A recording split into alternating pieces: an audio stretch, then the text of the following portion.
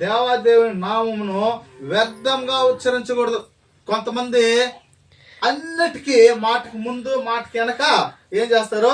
నా యేసయ్య సాక్షిగా, ఈ బైబిల్ సాక్షిగా, నీ సాక్షిగా, మా అమ్మ సాక్షిగా, మా నాన్న సాక్షిగా.